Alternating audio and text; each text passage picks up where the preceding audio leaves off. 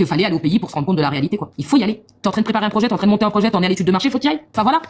Donc vous cherchez des billets moins chers et vous y allez. Et le fait de vous concentrer, surtout quand vous avez un projet d'avenir, d'investissement au pays ou de création d'entreprise surtout, c'est de budgétiser le fait d'y aller parce que on peut pas tout gérer à distance. Voilà. Aujourd'hui, on est en train de monter un poulailler, on va y aller pour aller voir comment va le chantier de ce poulailler, comment l'accompagner, comment communiquer dessus. Et il n'y a pas le choix en fait. Donc si vous avez des projets d'investissement, en tout cas à certaines sommes, hein, je vous le dis, on parle de certaines sommes, mais il faut y aller. L'idéal, en fait, voilà, moi je vous parle de l'idéal. Je comprends que tout le monde n'a pas le même contexte familial, tout le monde n'a pas la même sécurité ou financière pour y aller, et j'entends. Mais je vous dis que pour sécuriser et pour être fiable et pour bien démarrer votre business, il faut y aller. Et je rappelle qu'on n'a pas besoin de partir 2 mois et de dilapider 10 000 euros pour aller au pays. Il y a des billets Boudouman, comme moi.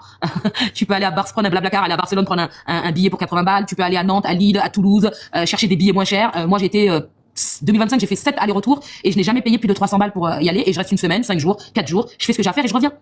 Voilà, il y a ça aussi, ça veut dire que des fois aussi, vous partez pas parce que vous voulez mélanger vacances et business. Mais il faut savoir quand j'y vais pour le business, il faut savoir quand j'y vais pour les vacances.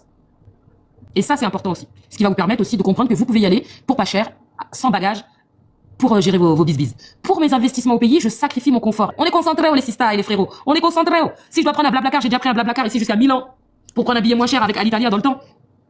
Si aujourd'hui, moi je suis du côté de Nice, si aujourd'hui on me dit à Toulouse, le billet il a 70 balles, voilà, je vais poser mon huc dans un Blablabus où je vais payer 30 balles, 40 balles de Blablabus et je vais me rendre à Toulouse pour partir au Sénégal parce que j'ai des business à gérer et parce que je cherche à limiter les coûts en fait. Voilà. Mais il y en a qui vont te dire, ils veulent faire du business, moi j'ai déjà entendu.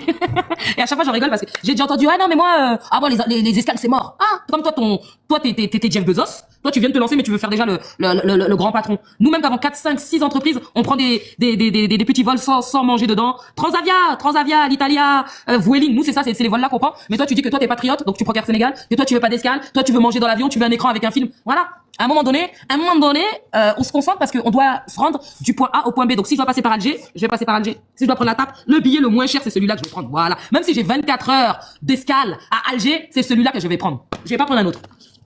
Nous on cherche des billets, y a pas de bagages aussi. Voilà, ça faut le dire parce que les Sénégalais, comme vous aimez les bagages, ramasser les bagages de la France pour déposer au Sénégal. Aujourd'hui au Sénégal, y a pas d'habits.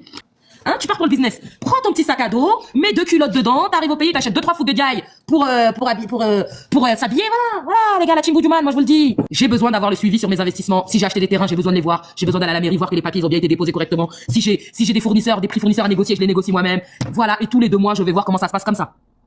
Mais je n'ai jamais dépensé plus de 500 euros à chaque voyage. Plus de 500 euros, j'ai jamais dépassé. J'arrive là-bas, je cherche pas une chambre climatisée, je prends une petite chambre à 10 000 avec un ventilo. Voilà. Le but, c'est d'accompagner mon projet, mais mon entreprise surtout, à être rentable. Tu vas manger dans des endroits pas trop chers, même si on te donne rendez-vous, parce que la diaspora aussi, ils aiment bien ça. Même si on te donne rendez-vous dans des endroits trop luxe, trop au-dessus de tes moyens, tu vas pas. Parce que le but, c'est de venir plusieurs fois dans l'année pour suivre mes investissements. Si je viens au pays et que j'ai un comportement d'une personne qui est en vacances, est-ce que je vais venir plusieurs fois?